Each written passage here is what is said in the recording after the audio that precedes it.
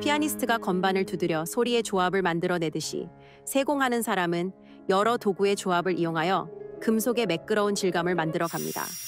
잘못된 건반을 두드리면 그 흐름이 깨지듯이 도구를 잘못 사용하면 디자인의 흐름이 깨집니다. 피아니스트가 연주에 몰두하여 그만의 개성을 만들어내듯 세공사들도 마찬가지입니다. 디자인 하나하나에 몰두하여 그것만의 가치를 만들고자 노력합니다. 이렇게 다듬으며 뜨거운 인내로 만들어진 아름다운 광택은 마치 발레리나의 발이 만들어내는 아름다움과 같다고 생각합니다.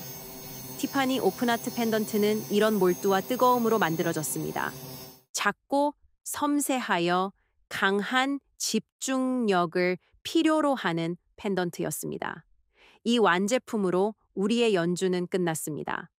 음악은 청중이 듣고 느껴야 완성되듯 우리의 뜨거움이 담긴 목걸이도 고객 여러분이 함께 느껴보실 수 있다면 좋겠습니다. 거장의 피아니스트 연주와 비교하다니 우리가 그렇다는 것이 아니고 명품이 그러했을 것이다 라고 표현하고 싶습니다.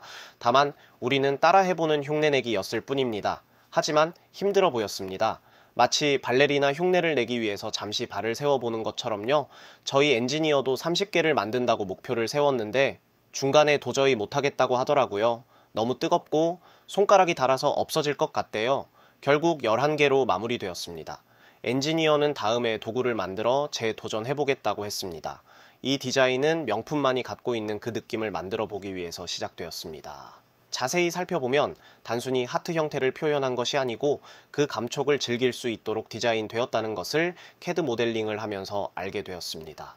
우리 팀에서 이렇게 디자인을 참고하여 직접 모델링했고 3D 프린터로 출력했고 이 출력물을 바로 은으로 주조하여 만들었습니다.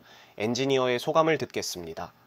실물을 디자인 의도에 맞게 세공을 하는 것은 전혀 다른 문제입니다. 모델링을 하고 프린팅을 하는 것은 세공에 비하면 쉬운 일이라고 할 수 있습니다. 세공을 한다는 것은 도구와 방법을 찾지 못하면 어린애 장난으로 끝날 수도 있습니다. 이 티파니 목걸이도 마찬가지였습니다. 겉면은 누구나 할 수 있겠지만 안쪽이 가장 어려운 문제였습니다.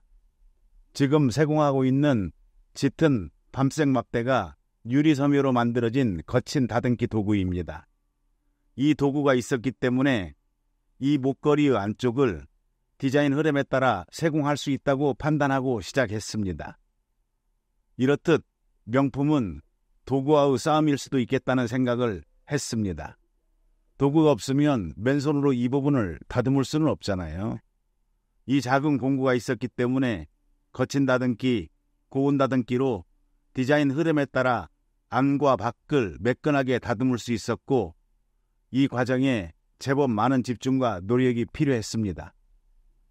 그래도 여기까지는 집중과 끈기만 있으면 됐지만 이 다음부터는 인내를 덧붙여야 가능한 작업이었습니다. 곱게 다듬어진 면이 광택이 날 수 있도록 하기 위해서는 1차 광택 작업을 해야 하는데 목걸이도 뜨거워지고 목걸이의 가장자리 부분을 가공할 때는 고속으로 회전하는 작업 도구가 손가락 살도 함께 깎아내는 상황이 반복되었습니다. 이 작업은 알맞은 도구가 없으면 사람이 할 일이 아니라는 생각이 들었습니다. 다음에는 보조도구를 개발해서 도전해야겠다고 판단했습니다. 그래도 디자인 선을 살리면서 디자인 흐름을 잡는 과정은 오로지 그 과정에 집중케 하는 오묘한 맛이 있었습니다. 디자인 자체가 선의 흐름들로 이루어진 목걸이이기 때문에 어느 한 부분도 집중하지 않으면 안 되는 작지만 아주 매운 목걸이였습니다. 티파니는 명품 브랜드 중에서 후발주자였던 것으로 알고 있습니다. 특히 이 오픈하트 시리즈는 티파니 대표 디자인이기도 하고요. 그런데 티파니 고객들은 어떻게 이 디자인의 가치를 알았을까요? 음악에서는 같은 연주곡일지라도 연주자에 따라 그 하나하나의 섬세함과 표현력의 다름을 구분할 줄 아는 부류들이 있습니다. 이런 부류들처럼 티파니 고객들도 그 가치를 아는 사람들이 아니었을까 생각해 봅니다. 인내의 한계를 느끼며 이렇게 명품 품질 흉내내기는 마무리되었습니다. 하지만 디자인적으로 본다면 뒷면에서 느껴질 감촉이나 측면에서 만들어지는 하트라인은 너무 좋다는 생각을 했습니다. 다음에는 이 목걸이 제작에 필요한 도구를 만들어 즐거운 마음으로 재도전해 보겠습니다. 적어도 목걸이를 만드는데 고통은 없어야 더 디자인 흐름에 집중하지 않겠어요? 이상 이 목걸이를 만들었던 고통의 제작 후기였습니다. 감사합니다. 엔지니어가 얘기했듯이 이번 목걸이 제작은 명품 품질 따라하기였습니다.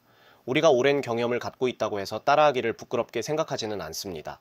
따라하기를 위한 진정한 노력이 있어야 새로운 시도와 도전을 할 수 있을 테니까요.